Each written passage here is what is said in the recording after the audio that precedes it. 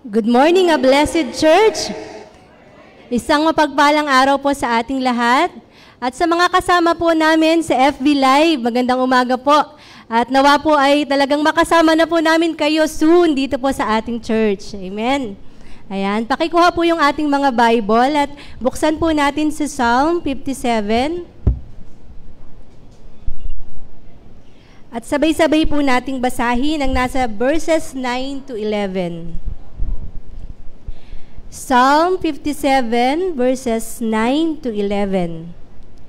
I will give thanks to you, O Lord, among the peoples. I will sing praises to you among the nations. For your steadfast love is great to the heavens, your faithfulness to the clouds. Be exalted, O God, above the heavens. Let your glory be over all the earth. Amen. Be exalted, O God. At iyan po yung ating talagang igugol ngayong umaga. Ang talagang mapapurihan, maitanghal ang pangalan ng ating Panginoon. Amen? Amen. Kaya sa ating pong pag-aawitan, let us declare kung sino po yung Diyos na ating sinasamba sa ating buhay. The God who is holy and worthy. The God who is matchless in glory, the ever-faithful, awesome God, na tunay nga po na walang imposible sa ating Panginoon. Amen? Amen. And there is none like our God. Palakpakan po natin ang ating Diyos na buhay at dakila. At inaanyayahan ko po kayong tumayo. At sabay-sabay po tayong umawit ng papuri para po sa ating Panginoon.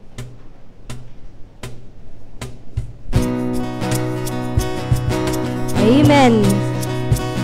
He is our God.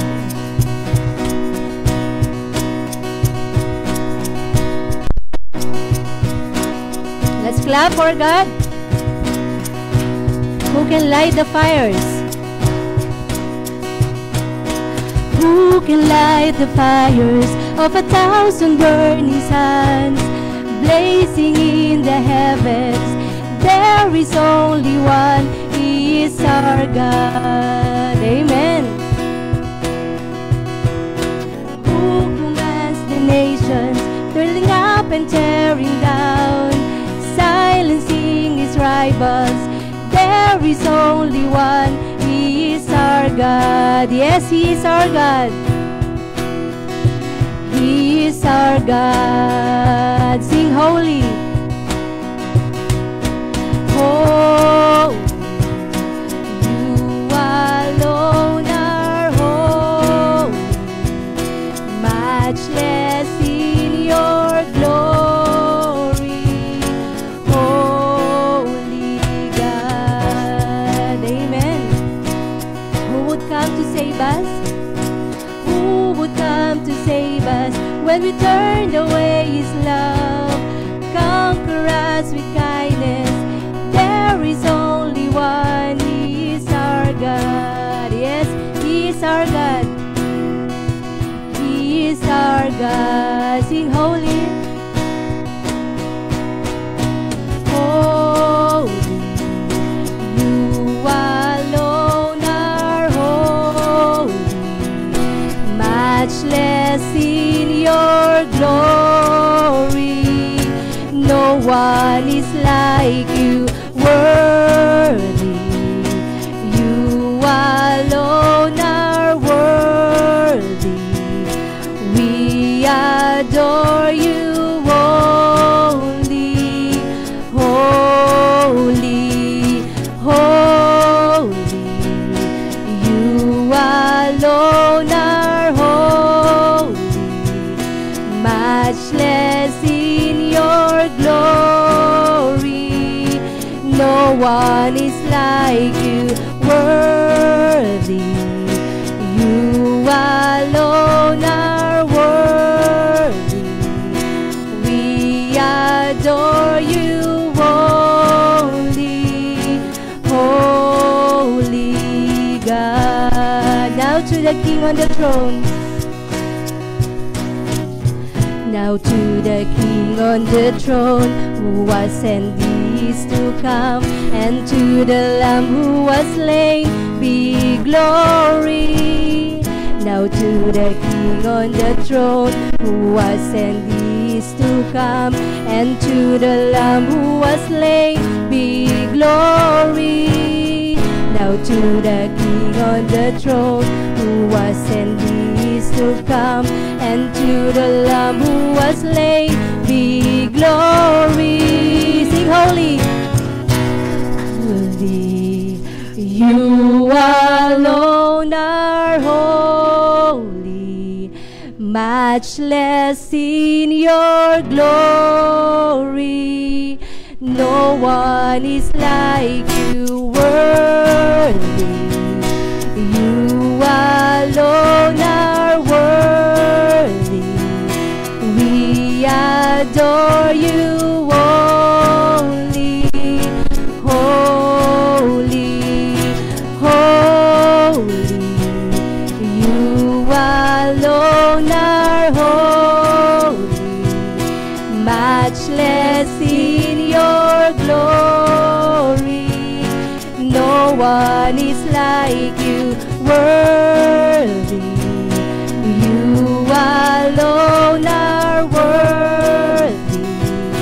We adore you only, holy God. Amen. Glory to our God. Patuloy po tayong umawit sa ating Panginoon. Talagang i-declare po natin yung wagas at dakilang pag-ibig ng ating Panginoon. Tunay nga po na ito ay walang katulad, walang kapantay, at hindi nagbabago. Noon pa man, ngayon, at magpakailanman. Amen. Let's sing this prayerfully to our God. Yes. Undenied.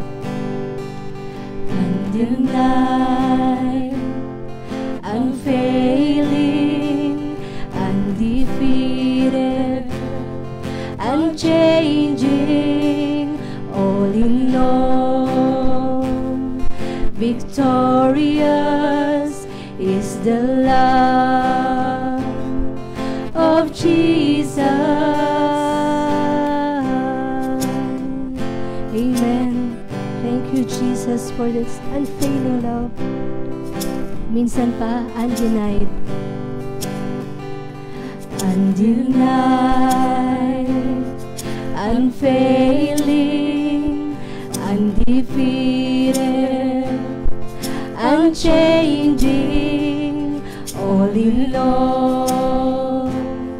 Victorious is the love of Jesus. For you took the cross when all hope had been lost, and no power could stand in the way, yes, oh Lord, of your love. Your love, higher than the heavens, stronger than 1,000 seas. Your love, constant through the seasons, closer than the air I breathe. Amen, Lord. Unrestrained,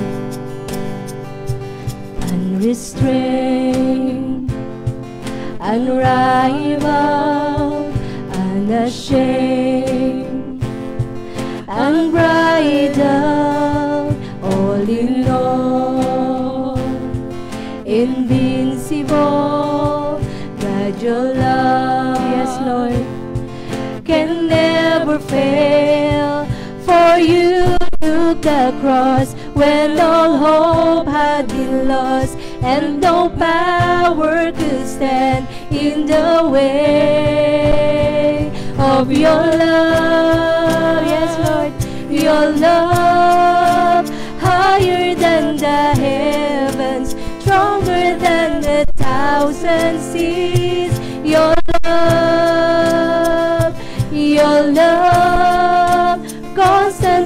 the seasons, closer than the air I breathe. Your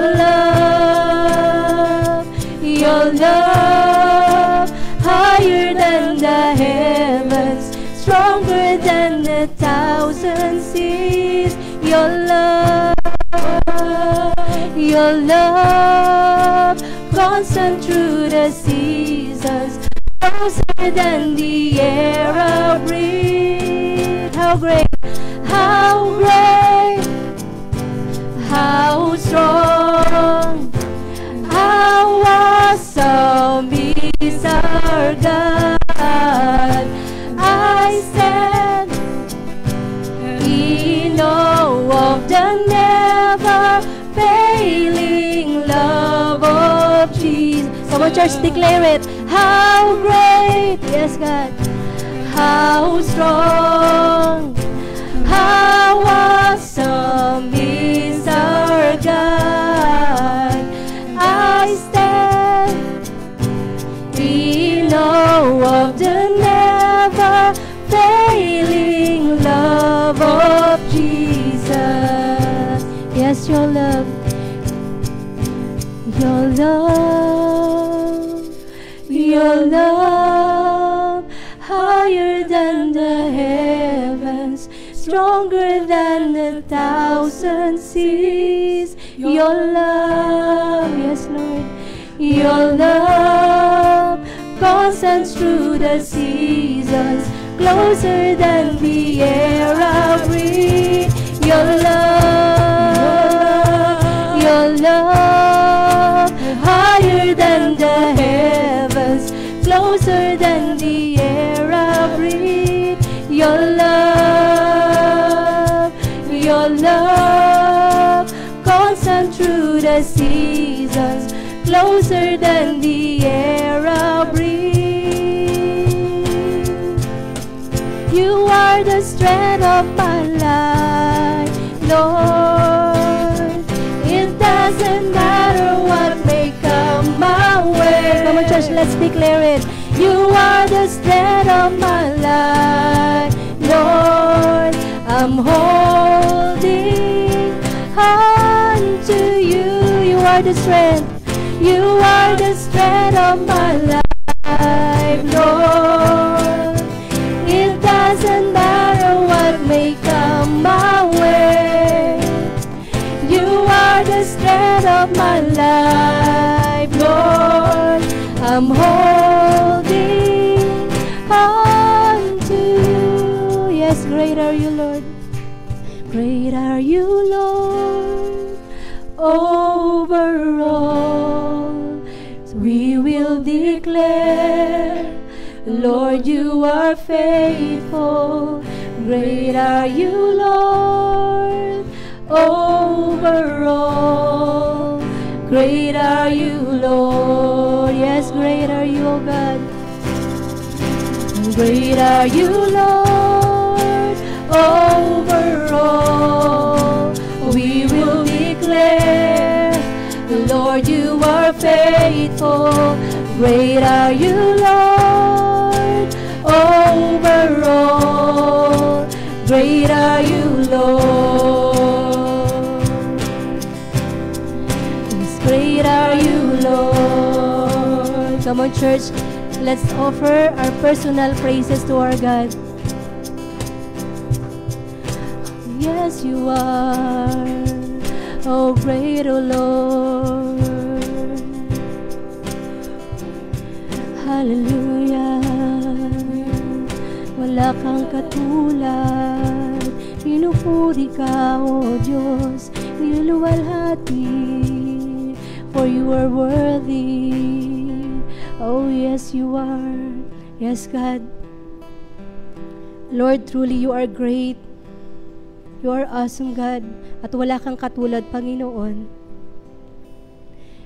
Ikaw, Panginoon, ang aming kalakasan, O God. Ikaw, Panginoon, ang aming tagumpay, Panginoon.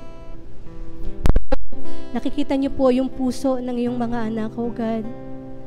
We pray, Lord, na talagang katagpuin niyo po ang bawat isa, O God. Help us, O God, Lord, to truly desire, Panginoon, na maitanghal ka, Panginoon, sa aming buhay. Help us, O God, to truly desire, Lord, to worship you, Lord, and to praise you, Lord, with all our might, Panginoon. Tulungan mo kami, Panginoon, na palagi, Lord, ikaw, Panginoon, ang mag-glorify sa aming mga buhay, Lord. You know, O God, how weak we are, Panginoon. You know, Panginoon, ang aming kakayahan, ang aming kahinaan, O God. Alam namin, Lord, na patuloy mo po kaming binabago, O God. Tulungan mo kami, O God. And we pray, Lord, na patuloy ka pang mangusap, Panginoon, sa bawat isa. Patuloy, Lord, na talagang i-lead ang bawat isa, Lord, sa nais mo po, Lord. Tulungan niyo po, Panginoon, na talagang naisin, Lord, na yung kalooban mo, Lord, ang talagang maganap sa mga buhay po ng bawat isa, O God. At patuloy, Lord, na ikaw ay aming itatanghal. Patuloy na papupurihan, Panginoon. Dahil ikaw, Panginoon, ang aming Diyos na walang katulad. Ang makapangyarihan, O God, na sovereign Lord, na Panginoon, na tunay na nagmamahal sa amin, O God. Maraming salamat, O God, for everything, O God. Sa iyong katapatan, Lord, sa iyong kagandahang loob, sa iyo, Panginoon, na kahabagan sa bawat isa, O God. We don't deserve your love, O God. Pero ang katotohanan, Panginoon, sa kabila, Lord, ng aming karumihan, sa kabila, Panginoon, ng aming kabugtutan, minamahal mo kami ng tunay, O God. Maraming salamat, O God.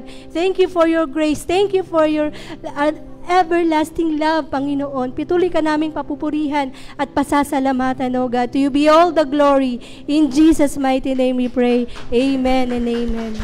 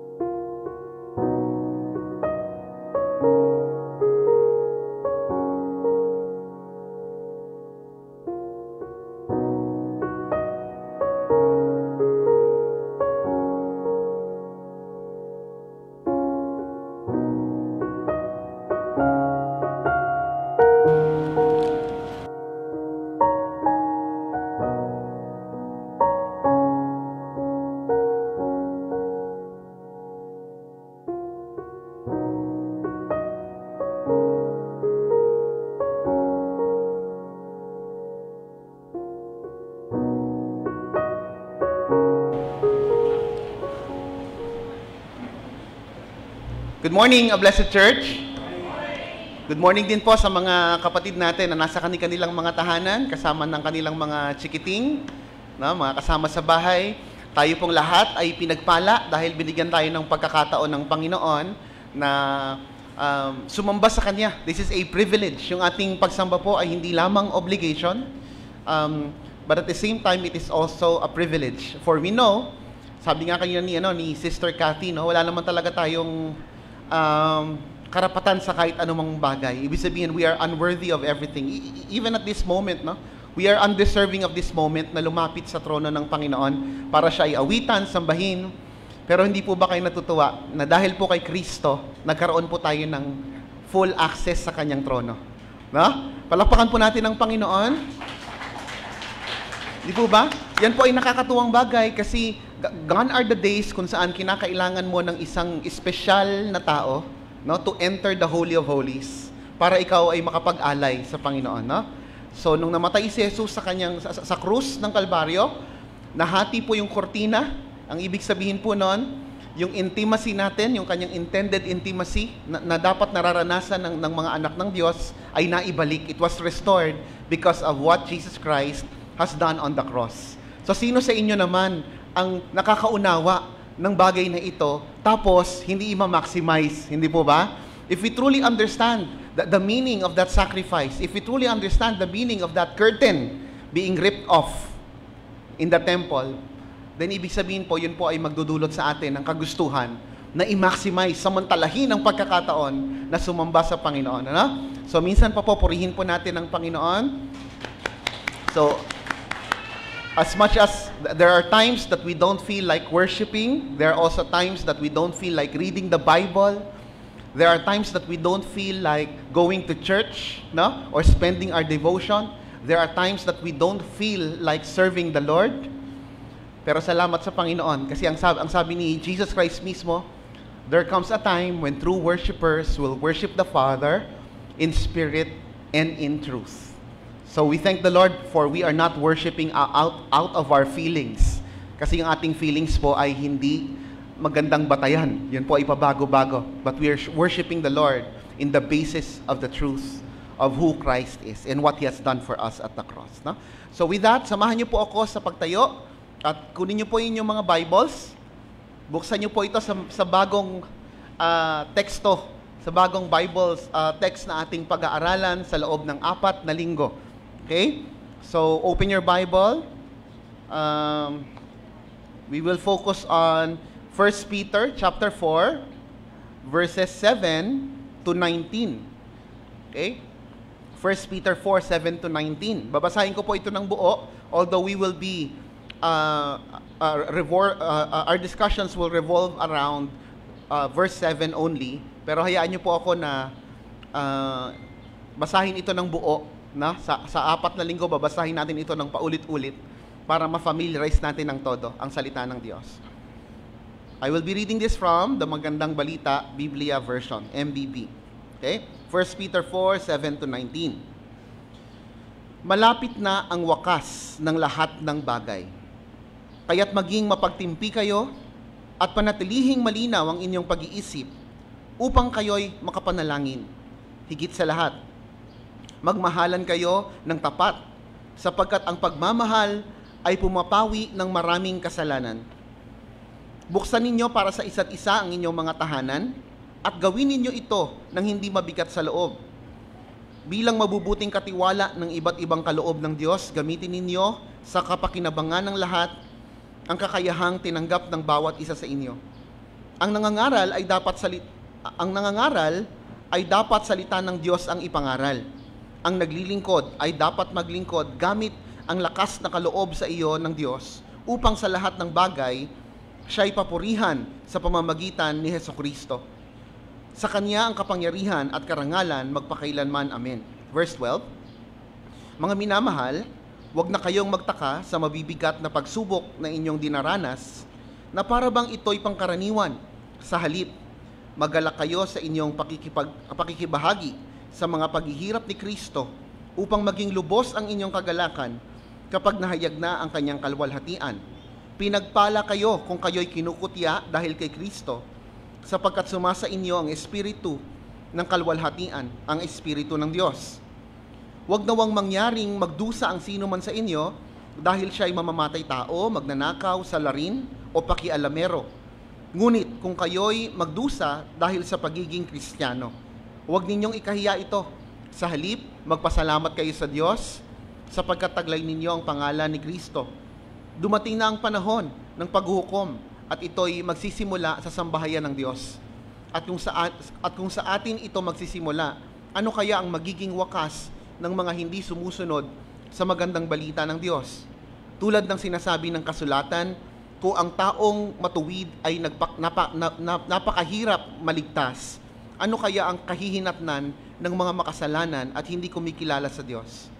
Kaya nga, ang mga nagdurusa ayon sa kalooban ng Diyos ay dapat magtiwala sa lumikha at magpatuloy sa paggawa ng mabuti. Ang Diyos ay laging tapat sa Kanyang pangako. Purihin po ang Panginoon sa pagkabasa ng Kanyang salita. Sama-sama po tayong manalangin sa Panginoon.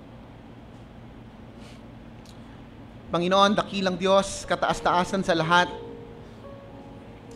Ikaw po ang lumikha ng langit at lupa. Ikaw po ang may karapatan sa lahat ng papuri, pagsamba, at pasasalamat.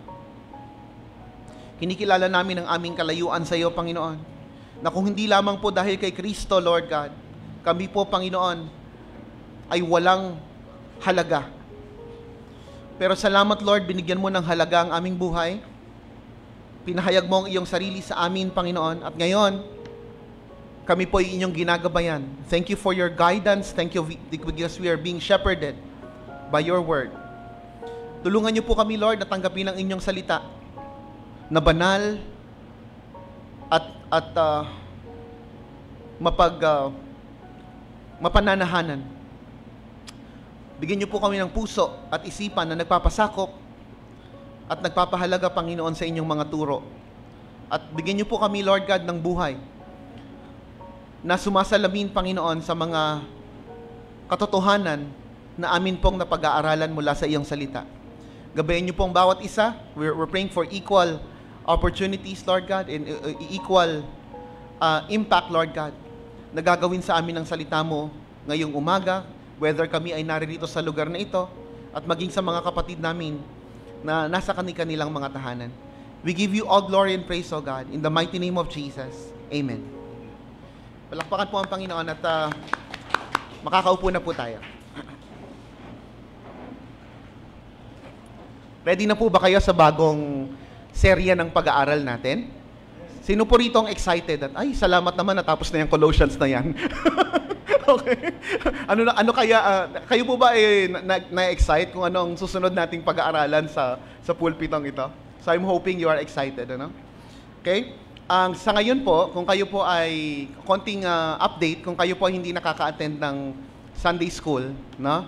So lahat naman ng Sunday school classes, pero particularly sa men and women, yung mga adult classes natin. I'm not sure kung ang elderly ay nasa ganitong topic na rin, pero naku, sigurado ko hindi magpapahuli ang elderly at si Ate Ai, no? Now, kung hindi po kayo nakaka-attend ng mga Sunday school classes natin, currently po, ang pinag-aaralan po doon ay eschatology. Okay? Ano po ang ibig sabihin ng eschatology? Ang eschatology po, ang ibig pong sabihin yan is the study of what the Bible says is going to happen in the end times. So kapag eschatology, ang pinag-uusapan po dyan, anong magaganap sa mga huling araw? Anong magaganap, no? Kasama po dito sa usapin na ito, yung pagdating ni Jesus. Anong mga senyales? At ano ang mga clues na meron tayo na pwede nating paghawakan na ang Diyos ay na si Kristo ay malapit ng dumating? Okay? Yan po ang topic ng eschatology. And kaya ngayon po sa men and women classes, hindi lang po kami required magsuot ng mask. Okay? Required din po kami na magdala ng Bonamine tsaka Biogesic. Because the topic of eschatology is a very difficult topic. So una, kilalanin natin yung katatahanan na yun. Ang pinag-usapan ay yung mga magaganap sa huling araw, pagdating ni Kristo, na second coming, rapture, no? Tribulations. Yan yung ating mga karaniwang naririnig kapag ito ang pinag-aaralan. This is not an easy topic to deal with, no? So, magsimula tayo doon sa katotohanan na yon, na hindi ito madali. Okay? So, studying the end times is difficult. Even the best of scholars, best of Bible scholars na nag-aaral po ng salita ng Diyos ay nag-iiba-iba sa kanilang mga pananaw patungkol po sa kung kailan darating si Kristo, no? At anong mga magaganap bago yun dumating. In fact, there are a group of Christians who do not believe the rapture, no? So, iba-iba ito. Talaga namang sanga-sangang paniniwala na nagsasalpukan. Kaya, hindi madali talagang pag-aralan ang eschatology. Kahit yung mga Bible scholars will find themselves varying in their standpoint patungkol sa usapin na ito, no? Kahit po ang inyong mga elders sa Blessed Church, at this point, I believe, ay iba-iba ang pinangahawakan. Iba-iba ang niyayakap na katotohanan patungkol dito. O pananaw patungkol dito. No? And it's okay. Why is it okay? Kasi unang-una, okay, maliwanag naman sa Biblia na hindi binigyang linaw masyado ang topic na ito. Okay. Napaka-contradictory ng statement, ano? Maliwanag sa Biblia na hindi talaga binigyan ng sobrang linaw ang topic na ito. I think it is for the purpose of granting us an opportunity to discuss it. Kasi kung meron man pong isang napaka-exciting na kaganapan o pinaka-exciting na kaganapan sa buhay ng isang Kristiyano, yon ay walang iba kundi ang pagdating ni Kristo. And for some reasons, okay, some legitimate reasons na mayroon ang Diyos, hindi niya tayo binigyan ng sobrang linaw na tanaw patungkol sa kung kailan siya darating. But of course, hindi ibig sabihin nun hindi natin pag-aaralan, no? Ang hirap naman yan, pastor. Dapat love na lang. Huwag nating pag-usapan yung mga ganyang bagay. Dapat basic na lang tayo. But the point is, merong mga ni-reveal ang Panginoon sa Biblia na pwede nating i-enjoy together at pwede nating pagkunan ng mga timeless principle. Na? And so, we will maximize this opportunity para lubugan sa pag-aaral itong napakahalagang topic na ito. Okay? So, eschatology, as difficult as it seems, must not be avoided but must be discussed enjoyably and expectantly by the people of God. So, kung meron tayong i-enjoy together na topic, palagay ko yung mga mangyayari bago dumating si Kristo at yung mismong pagdating ni Kristo. Yun ang bagay na dapat nating ini-enjoy, pinag-aaralan together. Pero hindi kailangang pag-awayan. Okay? Hindi naman kasi ito election candidates na kailangan nating, no? Biro lang po So hindi natin hindi kailangang pagmulan ito ng tampuhan o ng pag-aaway. Ang tawag po rito ay disputable matter. Okay? Pag sinabing disputable matter, this belongs to the non-essential doctrines of the church. Okay? Merong mga doktrina na essential to salvation. Ibig sabihin, kailangan united tayo. No? Yung mga major doctrines natin na may kinalaman sa ating kaligtasan, dapat united tayo dyan. Ano-ano yan? Marami yan.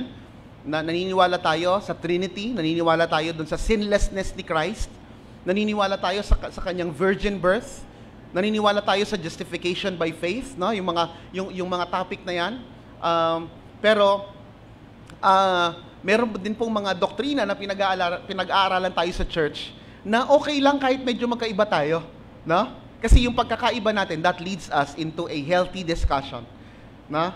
So, pagdating po sa topic ng eschatology, ang una kong reminder sa ating lahat, lalong-lalo sa men and women, ito yung isang topic na hindi natin hinahawakan ng sobrang higpit. Okay? So, hindi natin siya hinahawakan ng sobrang higpit na parang wala na tayong room para ibahin yung ating paniniwala. So, that's why kapag kayo uupo sa men class, okay, at sa women class, napakahalaga po na kahit kung ikaw ay meron ng particular na standpoint, ito'y napag-aralan mo na in the past, meron ka ng medyo malinaw na pagkaunawa kung anong mangyayari sa mga huling araw, no? Then take that opportunity to listen to your brothers and sisters, no? Kung saan sila nanggagaling. And use that opportunity para ibangga yung kanilang mga pinaniniwalaan doon sa pinaniniwalaan mo. So, ang theological standpoint po ay karaniwan talaga, sinisipa-sipa yan from time to time para makita natin kung talagang matatag ang pundasyon nito sa Biblia. So, let's make use of that moment. Kung tayo naman po ay wala pang biblical standpoint patungkol sa topic na ito, then ang magandang gawin po ay makinig talaga ng makinig at pag-aralan mabuti kung ano yung paniniwala na mas nagme-make sense sa Bible. Okay? So, ganun po ang gagawin natin. Pero, ngayong araw po na ito, actually po, I've been devoting my time preparing preparing to provide you a framework. Pag sinabi pong framework sana, ito po yung, kumbaga sa drawing, no? Bago ka mag-drawing, bago mo kulayan, bago mo gawing permanent yung iyong ginagamit na na panulat, ang gagawin mo muna, magte-trace ka muna, di ba? Ite-trace mo muna para alam mo na kung nasaan yung direction, ano? So gayon din naman kapag gagawa ng isang bahay, 'di ba? Ang makikita nyo yung syempre yung pundasyon tsaka yung mga lalatagan ng mga hollow blocks, 'di ba? Meron talaga mga skeletal muna 'di ba? Meron mga ang tawag po ron ay framework, no? Yun sana ang gusto kong gawin sa inyo and I thought kakayanin kong tapusin at aabot ngayong Sunday. But then the Lord has other plans. Meron tayong mas mahalagang kailangang i-discuss muna. So, consider this a primer doon sa ating pag-aaral ng eschatology. Okay? So, today, ang gagawin po natin is that we will be talking about, at least even for a day, pag-uusapan po natin ng isang bagay na dapat agree tayong lahat. Okay? Kasi along the way, as you study eschatology, meron kayong mga pag-aaralan na talaga namang makikita mo yung kaibahan ng inyong pananaw sa isa't isa. But at least at this moment, gagamitin po natin ang pagkakataon na ito para magkaisa sa mga mahahalagang katotohanan. Ano po yan? Number 1, we must all agree, every biblical believer must agree, okay, that Jesus Christ will return for His church and to judge the world. Agree po ba kayo doon? Na si Jesus ay darating kagaya ng kanyang ipinangako, no? Usually, nagkakaroon tayo ng kaibahan kung kailan, paano, yung mga ganun, ano? So, halimbawa, merong grupo ng mga Kristiyano na naniniwala na ang rapture ay silent. Pag sinabi pong rapture, yung bigla ka na lang mawawala, because dadaling ka ng Diyos doon sa, kumbaga, isusunduin ka na ni Jesus Christ, you will be meeting your Savior in the clouds, no? So, bigla na lang mawawala. At para sa iba, that is a silent rapture. Na ano yun, magugulat na lang yung daigdig na nawala ka na. Bakit wala ka na sa kwarto mo? Bakit wala ka na doon sa office mo? Yung pala, na-rapture ka na. But there are also group of Christians na naniniwala that rapture is public.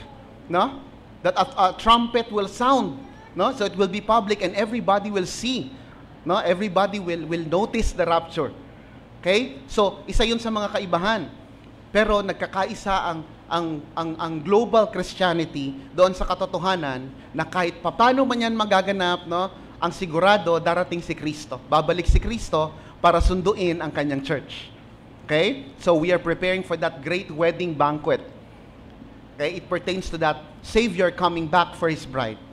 Jesus coming back for His church. So that's the one thing na ating pong kailangan pag-agrihan. Pangalawa po, na ito po ang focus ng ating pag-aaral ngayong araw, we must believe that the promise of Christ's return ought to encourage us to be faithful today in whatever work God has given us.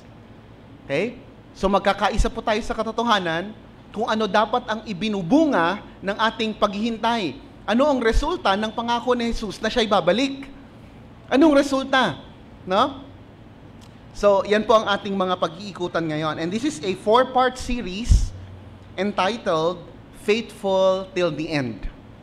Faithful Till the End from 1 Peter 4, 7 to 19. Pero ngayon po, magko-focus po tayo sa verse 7, yung unang talata. And this particular part of the series is entitled Be Expectant for Christ. Be expectant for Christ. Okay? Okay. So yung mga Kristiyano po in the early church, nung kaka-establish pa lang po ng Christianity. So kung natatandaan niyo pa po yung pag-aaral natin sa Book of Acts. So at least meron ka ng familiarity kung paano nabuo ang church. So it was during the day of Pentecost kung saan nagsalita ng iba't ibang lengguwahe yung mga followers of Christ. And then, ginamit ng Diyos yon para ma-evangelize, para makarinig ng mabuting balita. Yung mga proselytes, yung mga taong, mga non-Jewish, na bumisita sa Jerusalem dahil sa kanilang annual feast. So what happened then? Nabuo ang church. And from that time on, yung grupo ng mga tao na yon hindi na umuwi sa kanilang mga bayan. So the church has to sustain their needs every day. Why? Kasi po, nagkaroon sila ng sense of urgency. So nagkaroon ng intense discipleship program doon sa Jerusalem para alagaan itong mga taong ito. So paano silang kumakain, pastor? Iniwan nila yung kanilang mga trabaho, yung kanilang mga bahay, mga negosyo doon sa kanilang bayan. Dito po nagmumula yung intensyon, yung kagustuhan ng church na ibenta yung kanilang mga ari-arian, nagbenta sila ng mga lupain, lahat ng pwede nilang ibenta para lang masustain yung kanilang discipleship program. So the church started that way. Kaya lang, along the way, dumating ang pagkakataon, bakit sila ganun kaprosigido sa palagay po ninyo? Okay? That's one reason that we should be asking. Bakit ganun na lang sila ka-intense? Na nagawa nilang iwan yung kanilang trabaho para lang mag-discipleship. Samantalang sa modernong panahon, ang daming tao, yayakagin mong mag-discipleship, yayakagin mong mag-aral sa church, ayaw. Walang sense of urgency. Yung kanilang sense of urgency, mga kapatid, ay nagmumula doon sa kanilang pag-iisip that anytime now, darating si Jesus. Ang akala nila after Pentecost, nagbibilang na lang sila ng mga ilang araw o ilang buwan at darating na si Jesus. So there's that sense of urgency. So ano pong nangyari? Yung mga tao, talaga namang lumubog sa napaka-intense, maigting na uri ng pag-aaral. Okay? Kaya lang, hindi dumating si Jesus Christ during their time. Although may ilang grupo din ng mga Kristiyano na naniniwala na dumating na si Jesus Christ. Okay? So ngayon, nalilito kayo, ang dami palang views niyan. Oo, madaming views yan. Kaya hihimay-himayin natin, uunti-untihin natin, hindi tayo magmamadali. Hanggang sa madali nating ma-absorb itong mga pag-aaral na ito. So this is in support doon sa pag-aaral, doon sa initiative ng CE department natin na kayo'y turuan sa napakahalagang bagay na ito. Okay? So now, regardless of the differences in interpreting Bible prophecies in relation with Christ's return, we must all live in expectancy. Sa palagay ko po, given that, yung mga pangyayari sa early church, kaya tayo patumpik-tumpik sa pag-aaral ng Biblia, kaya tayo patumpik-tumpik sa paglilingkod sa Panginoon, no? Kaya tayo patumpik-tumpik sa pag-share ng gospel. Kaya tayo petiks bilang mga Kristiyano, is that because we do not have that sense of urgency that they possess during that time. Okay? So probably we belong to that people who say, matagal pa yan. Eh sila nga naghintay din eh. Na-disappoint, hindi dumating si Jesus Christ. No? Kailan kaya darating si Jesus Christ? Mukhang matagal pa yan. So we do not have that sense of urgency. Meron tayong sense of urgency sa maraming bagay, no? Sa maraming mga kabataan, nagmamadali na mag-boyfriend, mag-girlfriend. Okay? Meron mga tao na nagmamadaling yumaman, maging milyonaryo. So our focus is really on different things. Why? We do not have that sense that Jesus Christ is coming back anytime soon. No? Kaya ini-snub natin yung ating mga activities sa church. Why? It's not that important. May replay naman. No? Okay? Minsan, ini-imagine ko, paano kaya pag naabutan tayo ng Diyos, no? Na during the Lord's Day, nagmo-malling, no? Nasa mall. Ba't ka nasa mall? Hey Lord, ba't dapat nasa church ka eh?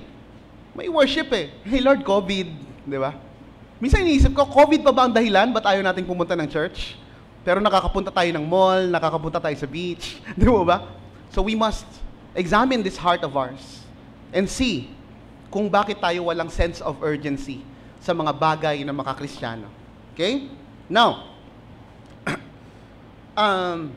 the important thing is that we shall see the Lord one day and stand before Him. So, iba-iba man tayo ng interpretation.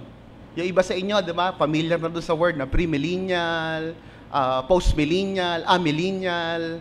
Nako, kung sabi ko sa inyo, if you're not attending Sunday school, you're missing a lot. So, I encourage you to attend, no? Makakahabol pa kayo. Okay? Marami namang biogesic dyan. Okay? So, regardless kung anong major standpoint ang pinanghahawakan natin, one thing is for sure. We all agree, biblically, that we will face Jesus Christ one day. Haharap tayo sa Kanya. No? Yun ang siguradong magaganap. So, how we live and serve today will determine how we are judged and rewarded on that day. Okay? I'm not talking about your salvation, ano? I'm talking, I am under that assumption that, or presumption that you are listening as a child of God. Okay? But the Lord has promised rewards also, no? So kung paano nating haharapin ang Diyos sa bandang dulo, ay may kinalaman sa kung paano nating ipinapamuhay ang ating buhay sa kasalukuyan. So that's one thing that we ought to understand as biblical Christians. Okay? So, ito pong attitude natin ng expectancy. Pag sinabing expectant, mapaghintay, naghihintay. Itong attitude natin ng expectancy must not turn us into lazy dreamers. Okay? Hindi tayo, ang dulot sa atin ng paghihintay ay hindi yung katamaran. No? Nasa totoo lang po, sadly, some of the early Christians, okay, who were expecting that Christ will return anytime soon, ended up living idle lives. Ang nangyari po, kailangang i-rebuke ni Pablo yung mga naunang Kristiyano, yung ilan sa kanila, kasi ayaw na nilang magtrabaho pabalik. Ayaw na nilang umuwi. Doon ang gagaling si Pablo when he said, huwag pakainin ng tamad. Kasi yung mga tao umasa na lang, wala na bang ibebenta si brother? Wala na tayong makain eh. No? Wala ka na bang lupain, sister, na pwedeng ibenta? So, yung kanilang timeline, yung kanilang buhay, immediately stopped. With the knowledge na darating naman si Lord eh. kuya-kuyakoy na lang. May fund pa naman ng church. So dumating sila sa ganong kalagayan. So I'm hoping na naiintindihan po ninyo yung setting, no? Napakahalaga nito para makita kung bakit sila ganon during that time. And kailangan i-rebuke sa ni Pablo. Actually, we have in 2 Thessalonians chapter 3, 11 to 12. Ang sabi po, excuse me. Sabi po, yet we hear that some of you are living idle lives, refusing to work and meddling in other people's business. Di ba? Yung iba sa inyo, tatamad-tamad na, ayaw na magtrabaho. Tapos nakikialam pa sa iba. Ano kaya pinakikialaman nila, no? Uy, ibenta mo ganyan. Nakukuha ko, benta mo yan. Ano yan? Ang liit-liit ng presyo. Tasan mo pa. Para may makain kami, no? Hindi ko alam kung bakit sila tinawag na meddlers or busybodies, no? And then sa verse 12 sabi, we command such people. Inuutusan ko yung mga taong ito and urge them in the name of the Lord Jesus Christ to settle down and work to earn their own living. So ang sinasabi sinasabi sa atin ng salita ng Diyos, hindi porkit naghihintay ka kay Jesus Christ, hindi ka nakikilos. Now, if you are a teacher, be faithful when Christ returns. If you're an engineer, be the best engineer that you can be. Okay? At abutan ka ng Diyos na pinakamagaling na engineer. Pinakamagaling na version ng sarili mo. No? Na engineer. Kung ikaw ay estudyante, abutan ka ng Panginoon na pinaguhusay yung iyong pag-aaral. Kung ikaw ay magulang, parent, no? Gamitin mo lahat ng lakas mo para paglingkuran ng iyong pamilya at abutan ka ng Panginoon na matapat na magulang. So whatever you are, whatever you're doing, no, whatever it is that God has entrusted to you, ang sinasabi ng Diyos, huwag kang tamad. Hindi titigil ang mundo mo, magpapatuloy ka sa iyong ginagawa. So that is what the Lord is telling us in Thessalonians. So, what do expectant Christians do while waiting? Ano ang ginagawa ng mga Kristiyanong naghihintay sa pagbabalik ng Panginoon? I think this is very important. Kasi kung hindi natin ito pag-uusapan, madadivert yung focus natin sa mga bagay-bagay na hindi naman masyadong nagmamatter. No? So, pag-aralan po natin ito, number 1, we will be focusing on 2 aspects of preparation base dito sa ating text ngayon, 1 Peter 4, 7 to 19. Number 1, keep a clear and steady mind. Keep a clear and steady mind. Yan po ang sabi ng Lord ni Apostle Peter sa verse 7. Sabi, now the end of all things is near. Malapit nang magwakas ang lahat. Ang sumunod na salita, therefore. Okay? Tandaan po ninyo yan sa inyong mga Bible. Yung salitang therefore, napakahalaga. Malapit nang magwakas ang lahat ng bagay, kaya. Ano yung kaya? Number 1, ang sabi, be steadfast and sober. Okay? Sa ibang translation, be serious and disciplined. Sa ibang translation, be sober-minded. Okay? Ano ba ibig sabihin ng sober-mindedness? The phrase, be sober, means keep your mind steady and clear. So, ang isang taong sober, okay, ay nagtataglay ng pag-iisip na matatag, okay, at malinaw. So, itong sinasabi sa atin ng salita ng Diyos. Habang naghihintay, panatilihin mo na ang isip mo ay matatag, hindi madaling ugain, okay? At malinaw, hindi malabo. Yun ang isinasabi sa atin ng salita ng Diyos. Sa palagay ko, ang pinaka-modern equivalent ng salita ng phrase na ito ay yung word na keep cool. Okay? Keep cool. Be cool. Okay? Be steady. So bakit sinasabi ito, no? Of all the instructions na pwedeng ibigay ni Apostle Peter, matapos niyang sabihin na magwawakas na ang daigdig, ang sinunod niya kaagad na instruction ay magwawakas na ang lahat ng bagay. Itong una mong gawin, panatilihin mo na matatag at malinaw ang iyong pag-iisip. Sa palagay po ninyo, bakit ganon? No? Bakit kailangan ito ang bigyang tuon? So, ito po ay warning, ito po ay babala, laban po doon sa mga kumakalat o maaaring kumalat na kasinungalingan patungkol sa mga Bible prophecy na kuminsan o kadalasan nagdadala sa mga Kristiyano sa pagkakaroon ng imbalance na pananaw. Mga unbalanced perspective. Okay? Mga hindi balansyadong perspektibo. Okay? Kapag hindi balansyado, hindi talaga matatag yan. No? Kasi hindi balance. Di po ba?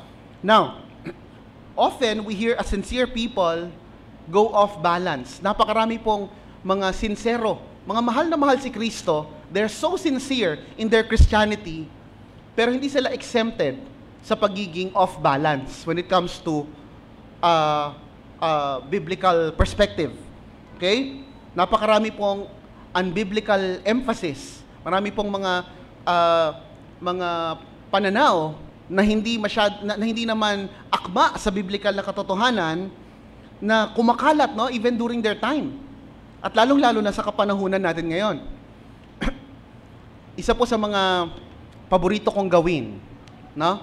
Huwag naman sanang ma-offend yung iba sa inyo na maaaring binabasa ang kanilang mga gawa. Pero isa po sa mga paborito kong gawin sa mga bookstore, mahilig po akong bumisita ng bookstore. Favorite ko po book sale, kasi mura. At saka para kang nag-treasure hunt, humanap ng magandang libro. Kaya lang, many times, pag pumupunta po ako ng bookstore, ang nakikita ko po na nakabalandra ay yung mga manunulat na alam ko dahil nabasa ko po yung kanilang mga gawa at pinag-aralan ko po sila, na hindi consistent sa biblical truth yung kanilang sinusulat. Okay? So, isa po sa mga ginagawa ko, yung mga nakikita ko po ng mga author na kilala ko at alam ko biblical at consistent sa scripture yung kanilang itinuturo, inilalagay ko po sa harapan ng shelf. Tapos yung mga alam kong false teachers, na in the basis of what I know about them, what I studied about them, tinatago ko po sa pinakalikuran.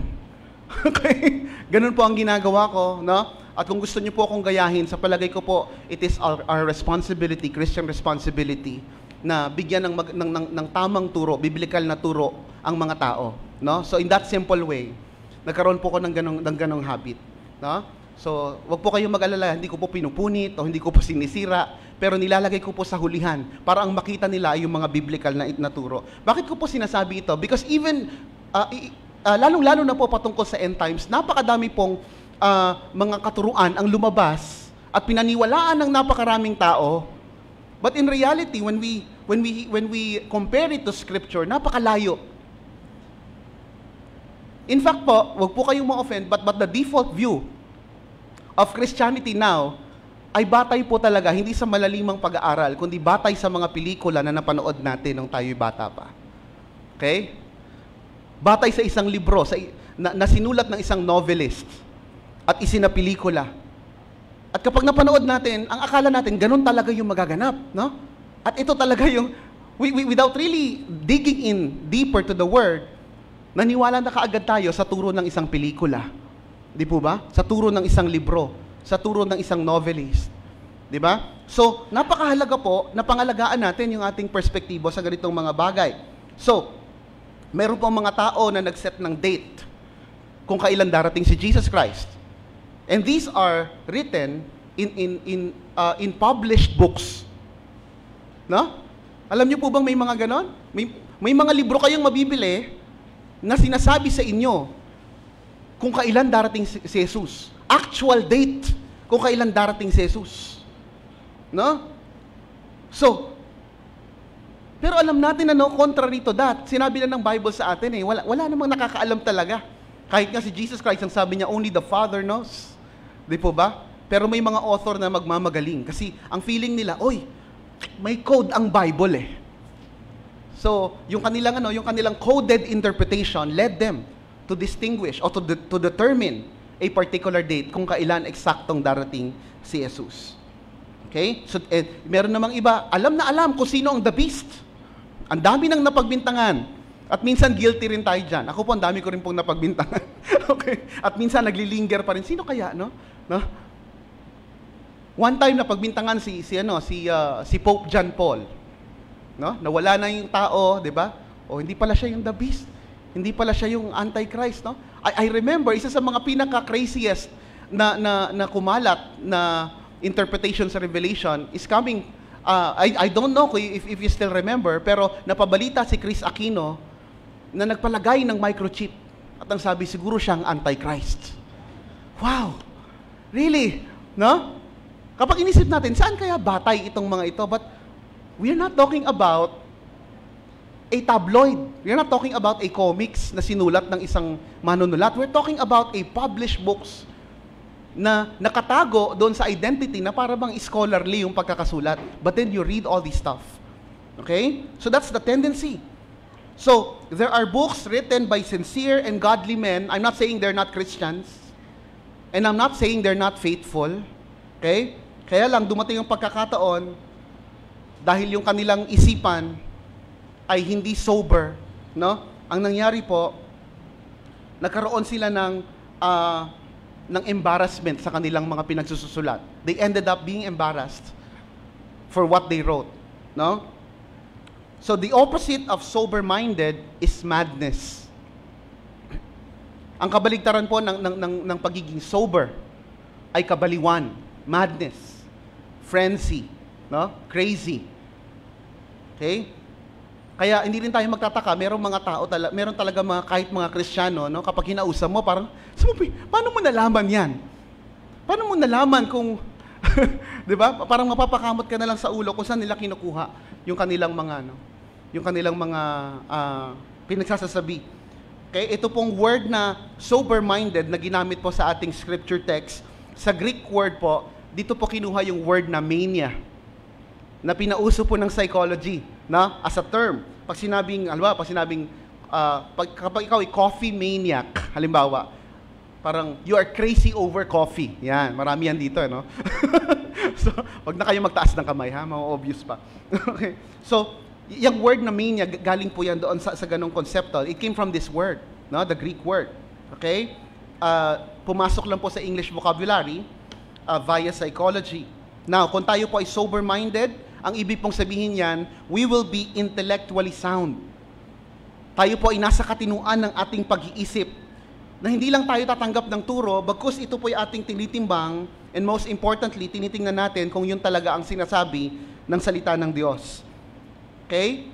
So, bakit po kailangang sabihin ito sa atin ng salita ng Diyos? Kasi po, napakarami po sa bawat henerasyon, even in the time of Peter, even during our time, ang dami pong mga new interpretation of Scripture. Ang dami pong new teachings na lumalabas. Let me tell you straightforward, a blessed church, there are no new teachings. Okay? Most likely, kapag meron po kayong narinig na bagong katuruan, yun po ay unbiblical na katuruan. Yun po ay kasinungalingan mula sa diablo. Okay? Ang ini-enjoy po natin at pinag-aaralan bilang mga Kristiyano ay mga apostolic doctrines. Okay? So tayo po ay nananahan dun sa mga naituro na at niyakap ng mga apostol, niyakap ng mga early church. And so, to guard ourselves, we do not welcome new teachings. Okay? Kasi yung mga new teachings, karaniwan, extra-biblical ang source. Ibig sabihin, hindi mo mapagtagni sa Biblia. There are people who believe in for example, laughing in the Spirit. Okay? I've encountered a doctrine na ang tawag ay barking in the Spirit. I'm not joking. No? Na ang manifestation ng Holy Spirit sa kanila ay pagtahol na parang aso. I've encountered vomiting in spirit. I'm not even joking, mga kapatid, ha? Nakakatawa to, pero sa totoo lang, ako po ay galing sa isang grupo na binan ng PCEC dati. I was part of the Jesus the Heart of Missions team. So I was part of the Mad Christians before. Okay? So I know this, no? By experience, alam ko itong pinag-aaralan natin because I was part of that Ghostbusters. I was a Ghostbuster. Pag tumingin ako ng ulap, parang si Satan yung, hindi na si Mickey Mouse ang nakikita ko. No? I was part of those group of people na lahat ng kanta na sinulat ng Eraserheads pinagdududahan. Di, satanic to eh. Saan ang satanic yan? Pag binaligtad mo. Yan. I was part of those people na kapag tumingin sa bintana at merong fog at sa demonyo yata to ah. Kapag nakita ko ng isang object na hindi masyadong familiar sa akin, satanic sign to. No? I was part of that. No? And there's so many teachings. Hindi ko sinasabi na hindi tayo maging maingat, pero wag naman tayo maging ghostbuster. We are not called to be zealous fanatics. No? Hindi tayo tinawag para maging ganoon. We are called to be sober, intellectually sound in mind. No? Now, let's continue. Kapag tayo hindi maingat, if we are not sober, ang ending po natin, hindi po natin mahaharap yung katotohanan, yung practical na katotohanan, at magkakaroon po tayo ng mga delusion sa buhay. Pag sinabing delusions, ito po yung bunga ng ating mga imaginations. Okay? May kumalampag lang, spiritual warfare na agad ang tingin natin, yung pala pusa. No? Masyado tayong obsessed doon sa mga mysterious na bagay. So we have to really be careful. So ang admonition sa atin ng scripture ngayon, be sober. Be sober-minded. Noong 19th century, para mabigyan po kayo ng example kung gaano po ito ka-risky, kung di tayo sober. Noong 19th century, meron pong wave ng enthusiasm na dumating po sa daigdig, no? Everyone was obsessed about the end times. Okay, particularly po itong Adventist leader na ang pangalan po ay si William Miller. Si William Miller po ay isang pastor at I believe he is sincere in what he is doing. Pero many times narinig ko, I think kay JB ko narinig ito last time, no? Sometimes we are sincerely wrong sa ating mga pinaniniwalaan. We may be sincere, but let us remember that sincerity is not enough, okay, to triumph over all these false teachings. Kaya very important yung ating mga pag-aaral. Hindi natin binabaliwala yung mga bagay na ito. Now, what happened in the 19th century? Binasa po ni William Miller yung Daniel 8 at sa kanyang matalinhagang interpretation, nabuksan ang kanyang isipan sa mga mahiwagang katotohanan at na-realize niya darating si Jesus Christ on March 21, 1842. Okay? But then, binasa niya uli, parang di pa siya kontento sa kanyang analysis ng Bible, no? Ano po nangyari? Binago niya po yung date. Hindi pala March 21. April 3, 1843. Diba? Hindi pa ginawang April 2 para birthday ko. Gandang nun. Ang gandang senaryo. But then, alam niyo po kung gaano kadaming followers ang sumang-ayon at naniwala kay William Miller. 3,500 lang po. So we're talking about 3,500 people of his followers. Ano po nangyari? Pumunta po doon sa Boston Advent Temple para hintayin si Jesus Christ. And they were all disappointed. Okay? And you might have thought na dahil doon sa disappointment na yon, wala nang maniniwala kay Miller, no? Mali ka dyan. Kasi po, nangyari, okay, lalo pang lumago yung kanilang grupo, okay? And Miller decided to recalculate the date of the second coming. Okay? Tapos po, nag-publicize siya ng bagong date. Ano yung bagong date? April 18, 1844. So, in-announce niya, darating si Jesus Christ, be ready, April 18, no? 1844. At hindi po dumating si Jesus Christ. As we know, obviously, no? Unless naiwan na tayo, okay? But we know na hindi dumating si Jesus Christ on this said date. So, nagkaroon ng matinding frustration at meron pong mga followers doon sa Adventist na umalis sa kanilang church, no? Because of that disappointment. Pero hindi po nagpatinag si Miller. Akala niyo tapos na, no? Hindi po siya nagpatinag.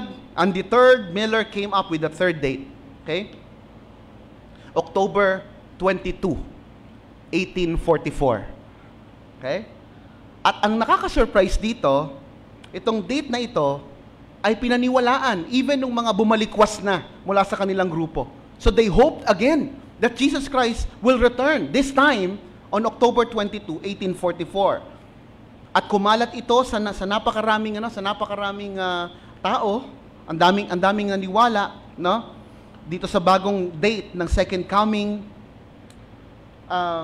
Tapos po yung mga churches na hindi naniniwala sa sinabi po ni William Miller ay denounced. Ang tinawag po sila na agents of Babylon. Sila po ay binigyan ng label. Ang label po nila, agents of Babylon or agents of the devil. So kapag hindi ka naniwala dito, hindi ka Christian, ikaw ay anak ni Satanas. Okay? And despite opposition from established mainline religious groups, ano pong nangyari? Libo-libong katao po at napakaraming pastor ang sumuporta dito sa announcement ni William Miller. So they began to prepare. Ano pong nangyari? Yung kanilang mga sinasakang bukid ay iniwan na nila. So ang dami pong nasayang na pananim. Meron pong mga shops na hindi na nila inintindi, no? Pinabayaan na nila yung kanilang mga negosyo. At meron pong mga hindi na bumalik sa kanilang trabaho. What else? Meron pong mga hindi na ipinamigay na lang yung kanilang mga ari-arian, no? They went to the mountains for what? To be disappointed once again. So nagkaroon sila ng impulsive decision, no? And to their disappointment, Jesus Christ did not come. Okay? So bago nyo pa maisip, mga kapatid, kailangan kong sabihin sa inyo at i-clarify na hindi ini-invalidate ng tagal ng paghihintay yung pangako ni Jesus na siya'y darating. Okay? Unang-una, maliwanag naman na hindi tayo binigyan ng specific date. So really, it can be anytime now. Baka hindi ko pa matapos tong preaching ko, no? We do not know. But the point is, ang pangako ng Diyos ay pangako at kanyang tutuparin. Okay? So regardless of these types of teaching na nagdulot ng disappointment sa napakaraming tao, the sober-minded Christian will have a purposeful life and not be drifting, and he will exercise restraint and not do impulsive decisions. So kapag sinabing steadfast ang ating isip, pag sinabing sober, ang ibig sabihin ito, mga kapatid, nasa katinuan tayo mag-isip. Yung ating mga decision is based on sound judgment. Okay? Hindi lamang po sa mga doctrinal na bagay, hindi lamang po on doctrinal matters, but also about the practical affairs of life. Yun po ang na-miss out nitong mga followers ni William Miller. Pero pag pinag-aralan po ninyo, itong si William Miller, napagod din naman siya. Doon sa kanyang mga huling salita, bago po siya pumanaw, sabi niya, hindi ko na maisip kung kailan talaga darating si Jesus Christ. Nagkaroon naman siya, I believe he was repentant about doon sa kanyang mga sinabi. Pero ang sabi niya, iniisip ko na lang that it could be today. So every day na siya gigising, ang iniisip niya, he could come today. No? At sa palagay ko po, ganun din tayo bilang mga Kristiyano. Kung gusto natin magkaroon ng pamumuhay na nagbibigay lugod sa Diyos at totoong tapat na naghihintay sa kanyang muling pagbabalik, we must always think that Jesus might come anytime soon. Okay? So, 10 beses po dito sa pastoral epistles ni Pablo, okay, sa mga pastoral epistles na sinulat po ni Pablo, lagi niyang sinasabi sa mga Kristiyano, be sober-minded. In fact po, isa po ito sa qualification ng elders. Ang sinasabi po, be sober-minded. Okay? And at the same time, hindi lang po sa mga elders. Okay? Even sa Titus chapter 2, 1-6, ito po ay responsibility din, inuutos din maging sa mga members ng church. So we must all be sober-minded. Why? In a world that is prone to wild thinking, Christians must be sober-minded. So ang gusto ng Diyos sa atin, huwag tayong wild sa pag-iisip, lalong-lalo na kung yung ating mga paniniwala ay wala namang batayan sa Biblia. Okay? At hindi naman batay sa maigting na pag-aaral, maigting na pag-i-interpret ng salita ng Diyos. Minsan po, bilang mga Kristiyano, we can be overwhelmed into over-analyzing things when Christ will return. Okay? Na ang nangyayari po sa atin, we ended up looking like a member of God's planning committee. Kulang na lang, tayo na yung nagpaplano. Lord, ganito ha. Okay, ready na yung mga bouquet para tayo nagpaplano ng wedding, Or para tayong anong ginagawa ni Donna? wedding coordinator. No? O Lord, ganito na. Darating ka. O papasok ka. Pagtapos ng, nito, tapos ng parents, o ikaw dito ha. Okay? O Lord, ganito ha. Dahan-dahan lang ha, paghakbang. Para tayong ganon. We were part of the planning committee. Okay na ba yung tarpaulin? Okay na ba yung red blanket ba yun? Red carpet? Ready na ba? Ang feeling natin, part tayo ng wedding committee o wedding planning committee. But the Lord wants us not to be part of that planning committee. No? But He just wants us to be part of the welcoming committee. Always expecting na, darating na yan. Darating na. Di po ba? Perhaps that's one thing na kaibahan ng ating kultura sa mga Hudyo. Kasi tayo po, sa isang kasal, ang hinihintay po natin, bride, no? Pero sa Jewish wedding po, ang hinihintay po ay pagbabalik ng groom. Okay? Matapos niyang maipatayo ng bahay yung kanyang bride, no? Saka siya babalik, susunduin yung kanyang bride, kakantahan, kasama ng kanyang tropa, haharanahin, at ihahatid doon sa yung version nila ng altar. So sila ay So ganun po ang sistema sa isang Jewish wedding. So they await for the groom. They're waiting for the groom to come. Okay? Now, hindi ko po sinasabi na wag na tayong mag-aral. Hindi ko sinasabi na waste of time yung ating pag-aaral ng eschatology at waste of time yung ating pag-iisip. Kailan kaya darating ang Panginoon? No. Hindi po yun ang ating punto. At hindi ko rin sinasabi po na wag na nating i-share yung ating mga pinaniniwalaan at yung ating mga nababasa. No, that's not the point. What I'm suggesting is that we do not allow ourselves to get out of balance because of an abuse of prophecy. Because there's actually an abuse of prophecy even during our time. So all Christians may not agree about the details. Kaya kailangan nating pag-usapan na ito ay secondary, no, na katuruan sa simbahan. We may not agree fully dito sa kung paanong darating, kung kailan darating, no? But we can all agree on one sure thing. At ano po 'yon? We shall stand before the Lord someday. So the main thing that we should be doing is to prepare ourselves for His coming. Okay? So purihin po ang Panginoon sa unang bahagi ng ating pag-aaral. Bukod po sa pagkakaroon ng sober mind, pagkakaroon ng clear and steadfast mind, sinasabi rin po ng salita ng Diyos sa atin ngayon, to be alert in prayer. Be alert in prayer. Ito po ay konektado doon sa ating unang pinag-aralan. Kung tayo po ay sober-minded, consequently po, pati yung ating prayer po ay sound. Pati yung ating prayer life ay sound. Pag sinabing sound, matino. Okay? So, if our prayer life is confused, most likely po, yun po ay dahil ang ating mind ay confused din. Do you feel sometimes na parang, pinagasabi ko sa Panginoon? Minsan parang nagbe-baby talk na lang ako sa Panginoon. Kahit sarili ko, hindi ko na maintindihan. Kapag ako nananalangin, no? Most likely, ang titingnan natin, baka pati yung ating isip ay salasalabat din yung ating mga paniniwala. So we do not know what to pray. And we do not know how to approach God on His throne. Okay? So napakahalaga po na yung sober-mindedness ay i-address ni Peter para tayo po ay maturuan niya na manalangin with alertness. So being alert is the opposite of being drunk or asleep. Sabi po sa 1 Thessalonians 5:6-8, so then, let us not sleep as others do, but let us keep awake and be sober. For those who sleep at night, and those who get drunk are drunk at night. But since we belong to the day, naintindihan niyo po yung ibig sabihin ng to the day? No? It talks about yung eschatology. No?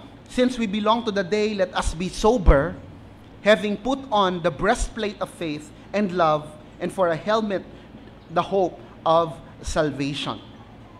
So ano pong sinasabi dito ng salita ng Diyos? Ito pong admonition na ito ni Apostle Peter, no, ay talaga namang totoong-totoo sa kanyang buhay. Kasi at one point, itong si Pedro ay hiniling ni Kristo na manalangin, no? Pero ano pong ginawa ni Peter? Siya po ay natulog. Okay? So he went to sleep when he should have been watching unto prayer. when he should have been alert in praying. Okay? Now, the command to be alert in prayer is found many times in the Bible. Yan po ay nakasulat sa Mark 14:33. Ang sabi po ni Jesus, "Be on guard, keep awake, for you do not know when the time will come." And the following chapter, Mark 14:38, "Watch and pray that you may not enter into temptation. The spirit indeed is willing, but the flesh is weak."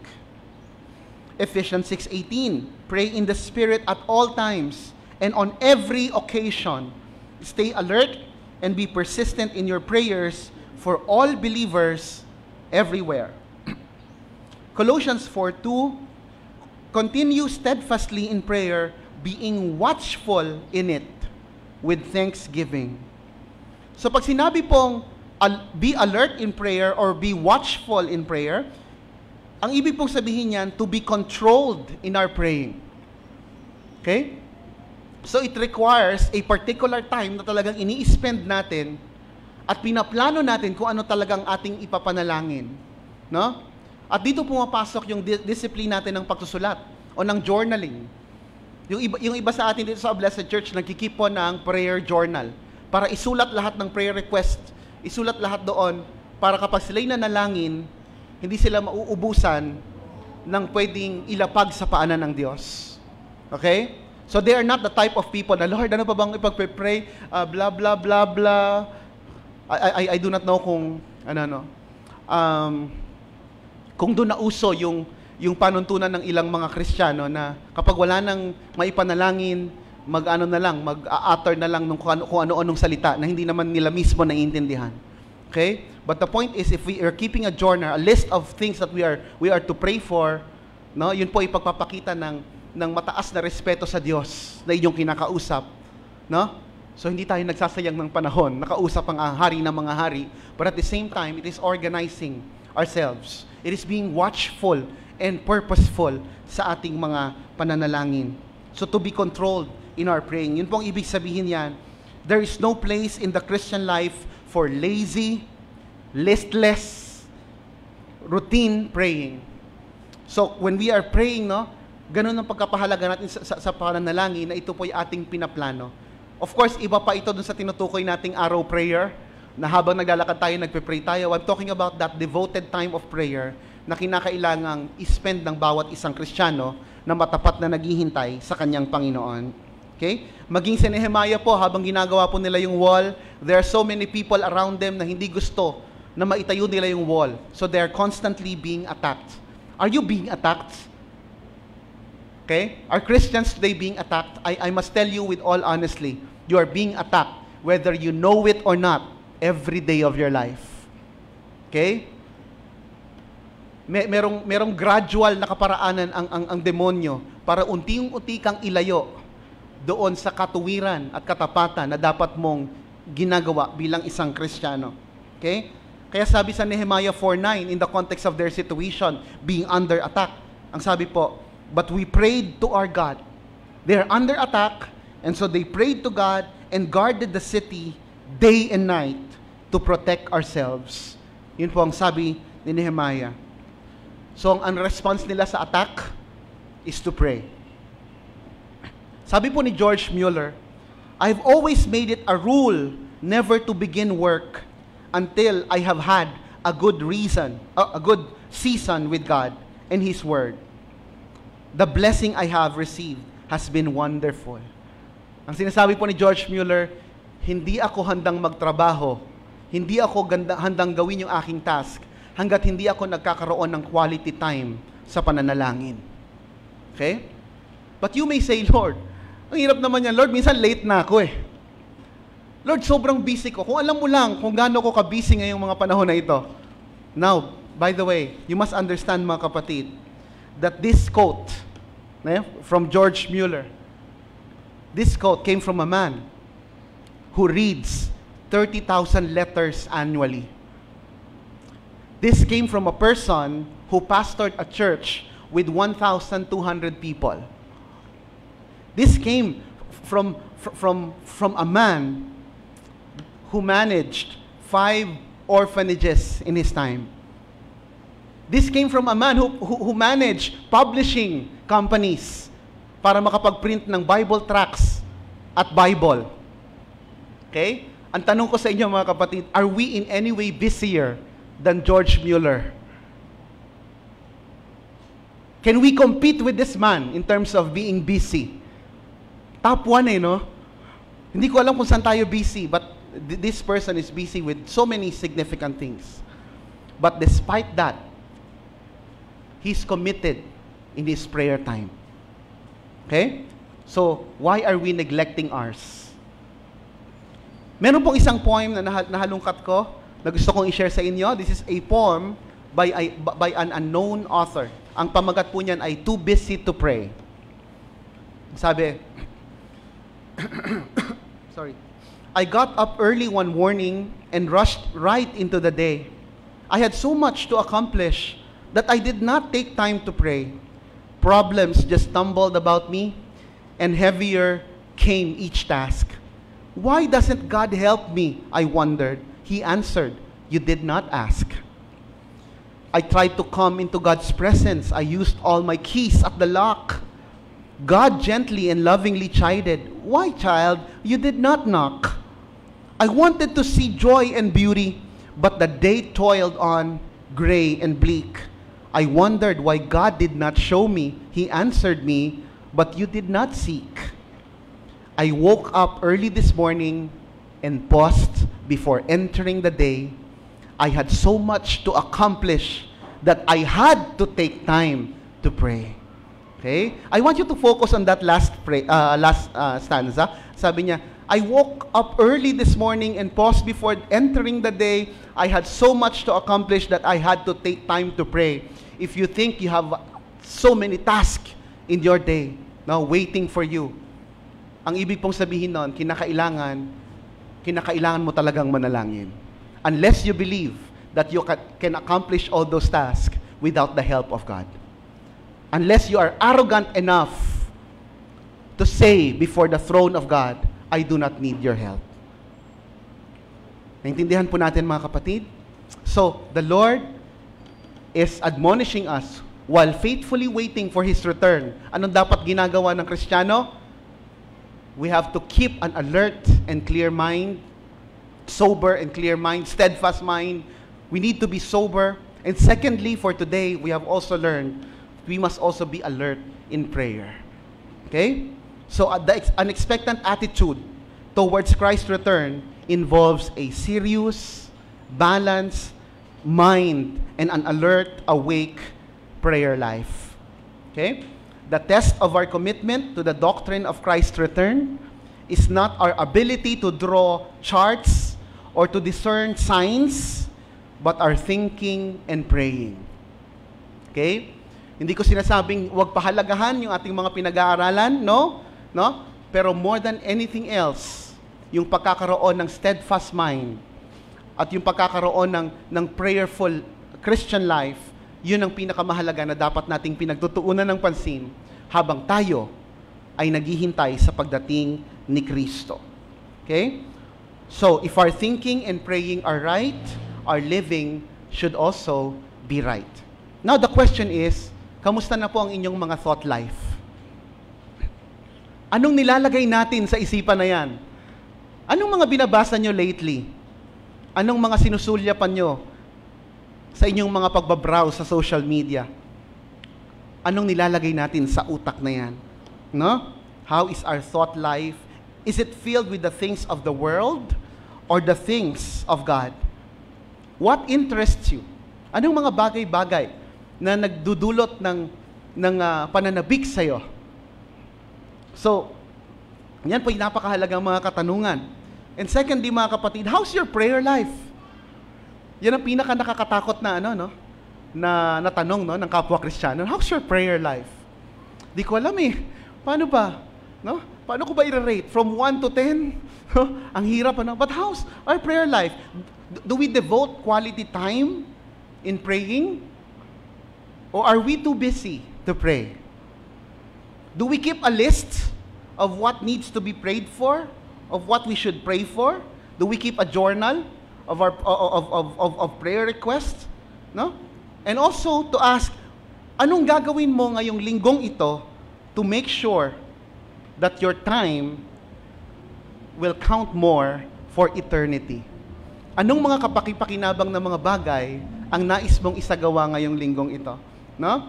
So, sa palagay po ninyo, bakit kailangang isekreto ng Diyos ang eksaktong muling pagdating ni Kristo? Why would He not tell us the date? No? Why will He not tell us kung kailan talaga siya babalik para ready talaga tayo? Quote and quote. Di po ba? Why? Hindi po ba nakakainis yon kapag merong bumisita sa inyo, no? Na hindi kayo nasabihan? Ako po, hindi naman ako naiinis, no? Pero natataranta po ako. Kasi po, sa bahay po namin, hindi ako consistent na naka-t-shirt. Okay? Hindi po ako consistent na nagkusuklay ng buhok kapag nasa bahay. Kaya kapag may pumunta po sa bahay namin at hindi ko po alam, natataranta po ako. Minsan po, nagkabanggaan po kami ng anak kong si Kayil sa hagdan. Sabi ko, ba't ka ba tumatakbo? Sabi ko, na-realize ko yung anak ko, takot sa tao. Masyado siyang mahiyain. Sinabayan niya ako sa pagtakbo. Ba't tayo tumatakbo, nak? No? Ikaw, daddy, ba't ka tumatakbo? Nakatopless ako eh. Kukuha akong t-shirt eh. No? So, minsan pagbaba ko, wala na yung taong doon. Kasi sa tagal ko ng paghahanap ng t-shirt. No? Di ba mas maganda na, Lord, sabihin mo na lang, para ready kami. Para pag dumating ka, at least wala ako sa wala ako sa kung saan lang. At least pag dumating ka, nandun ako sa prayer mountain. Wow. At least abutan mo ako sa church na naglilingkod. No? At least abutan mo ako, Lord, na nakaluhod, nagwo-worship. No? Sa palagay po ninyo, bakit kailangan na itago sa atin ng Diyos yung eksaktong date ng kanyang pagdating? Ang sabi ni Jesus Christ, He will come like a thief in the night. At wala naman pong magnanakaw sa gabi na nagpapaalam. Hindi po ba? Why is that the case? Why? It is because a truly expectant Christian lives a faithful, godly life daily for the delight of his master. So the issue here is faithfulness. No? Kasi a servant of his master, kung hindi siya faithful, kapag wala yung master, magpe-petiks-petiks siya. Tama? Wala naman si boss eh. Ano lang, kuya-kuya-ko, hayaan mo na yan. Huwag mong pagbutihin ang trabaho mo. Pero ang isang mabuti at tapat na empleyado, ano pong ginagawa? Na gustong biglang lugod ang kanyang master, kahit wala ang presence ng kanyang employer, ng kanyang boss, will do his best, no? Para gampanan ng maayos yung kanyang mga tungkulin. Meron po ako nabasang commentary dati na isang reason daw kung bakit ang mga Pilipino, okay? This is just a commentary, not necessarily true. Subject for your own verification. But sabi niya, ang dahilan daw kung bakit ang mga Pilipino ay tatamad-tamad kapag walang nakatingin, ay dumating daw ang pagkakataon kung saan nung panahon daw ng Spaniards, nung tayo daw po ay sinakop ng mga Espanyol, tayo po ay pinapagtrabaho ng walang sapat na sweldo. So natutunan natin na i-regulate yung ating mga strength. Anyway, hindi naman ako binabayaran ng sapat. So kapag wala yung boss, tatamad-tamad ako. Magpapasiklab lang ako kapag nandiyan siya. At ang sabi nitong commentary na ito, commentator na ito, dinala raw natin yung pag-uugaling yon maging sa kasalukuyang panahon. That's the sad result of that enslavement daw na mayroon tayo during our history, no? So I do not know if that's really true or not. Maybe Kuya Jojo can evaluate that commentary because he loves history. But then one thing is for sure, ang boss po natin, ang master po natin, ay hindi nagpapabaya sa ating mga pangangailangan. Okay? We have a God who takes care of us. We have a God who gives us even things that we do not deserve. We have a shepherd who looks after us every day. Kaya wala tayong dahilan para magpetiks-petiks sa paglilingkod sa Kanya. No? Because we have a master who is faithful.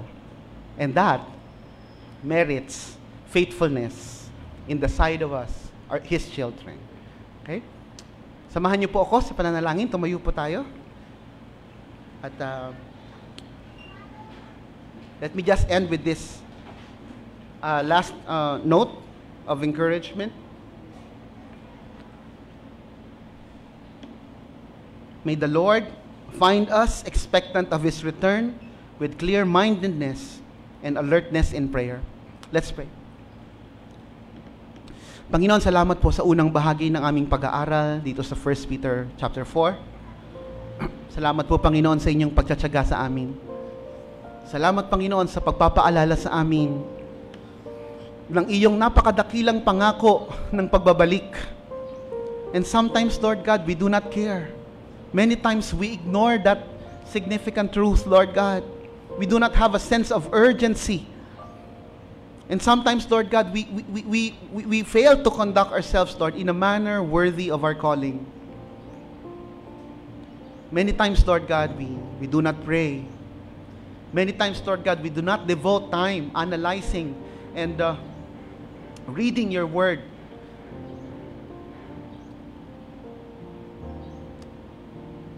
Lord, we are so inconsistent in so many things. But you are faithful. You are constantly faithful. Tulungan niyo po kami, Panginoon, na i-devote ang aming buhay batay, Panginoon, sa pagmamahal na iyong iginawad sa amin. Batay, Panginoon, Lord, sa iyong kapatawaran na iginawad sa amin. At Lord, tulungan niyo po kami, Panginoon, ng aming mga example ay maitawid namin maging sa aming mga anak, sa aming mga pamangkin, sa mga tao, Panginoon, who look up to us, sa mga taong nagtitiwala sa amin, Lord, makita nawa nila kami bilang mga tapat na lingkod mo. Lord, we do not know kung kailan ka darating, Lord, but we are certain that you will come anytime soon. At maghatid nawa ito, Panginoon, ng kagalakan sa aming puso at pagnanais na matagpuan mo kami na gumagawa ng tapat batay sa mga tungkulin na ipinagkaloob nyo sa amin. Purihin ka, Panginoon, sa pag-aaral na ito. Ito po ang aming samot dalangin sa pangalan ni Jesus. Amen. Purihin po ang Panginoon.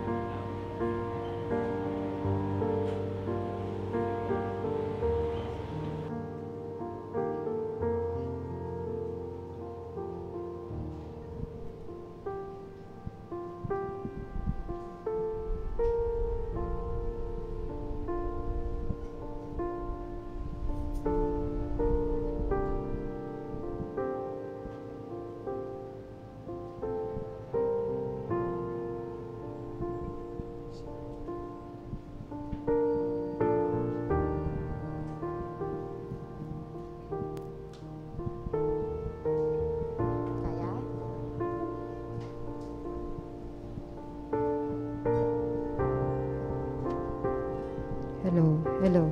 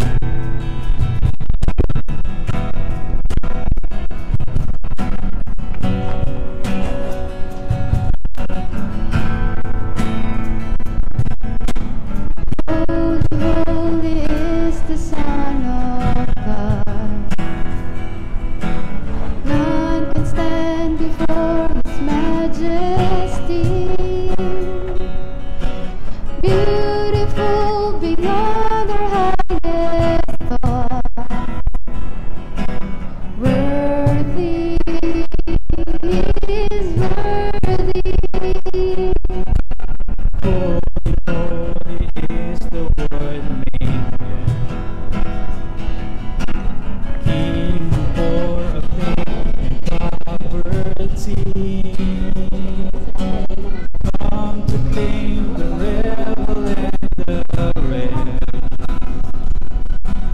Worthy is worthy. Oh, glory and honor, all power and praise be to your name, be to your name.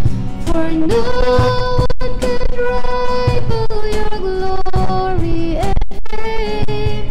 We lift high the name of Jesus.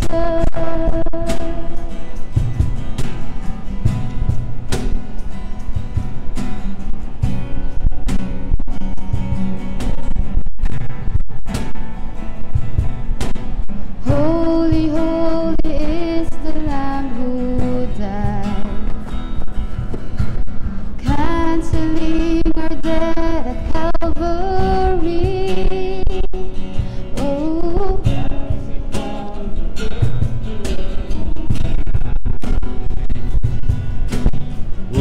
Worthy is worthy. oh, glory and honor, all power and praise be to your name, be to your name. For no one could rival your glory and fame. We lift high the name of Jesus.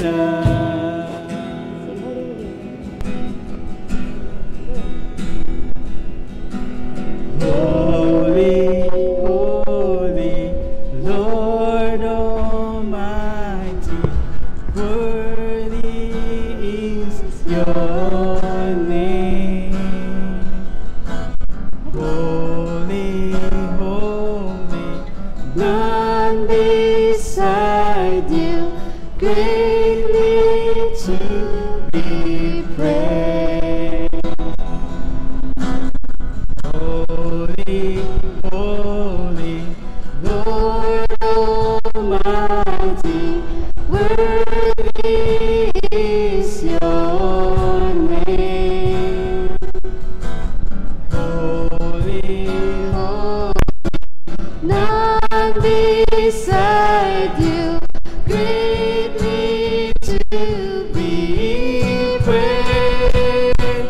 Oh, glory and honor, all power and praise be to your name, be to your name. For no one can rival your glory and fame. We lift high the name of Jesus. For no one could rival your glory and fame. We lift high the name of Jesus.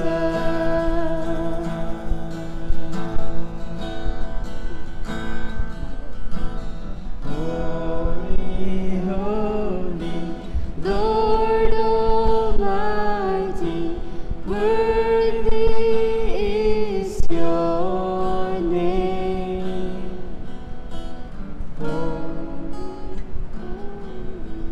None beside you, greatly to be praised. To God be all the glory.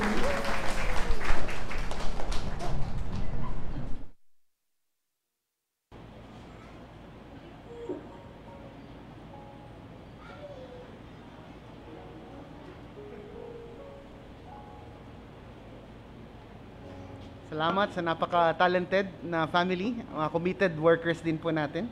Okay? At sa pagkakataong ito, itaas po natin ang ating mga kamay at tanggapin po ang pagpapala na nagmumula lamang po sa Panginoon. Sa Kanya na makapag-iingat sa inyo upang hindi kayo magkasala at makapaghaharap sa inyo ng walang kapintasan at may malaking kagalakan sa Kanyang kaluwalhatian. Sa iisang Diyos na ating tagapagligtas, sa pamamagitan ni Hesukristo na Panginoon natin, sa kanyang kaluwalhatian, kadakilaan, kapamahalaan at kapangyarihan, mula pa noong una, ngayon at magpakailanman. Amen. Purihin po ang Panginoon. I think meron tayong mga bago. Meron po ba tayong mga bago? First time attendee? Ngayon lamang po. Mangyari lang po, pakitaas po yung inyong mga kamay. Alam ko po yung feeling ng first time attender, kaya hindi ko na kayo papatayuin. Taas ng kamay na lang. Dito po sila.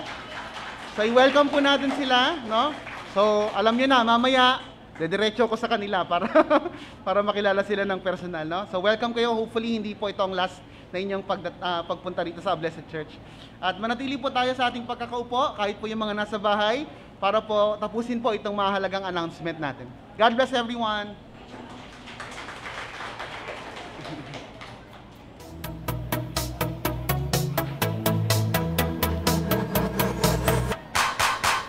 You're the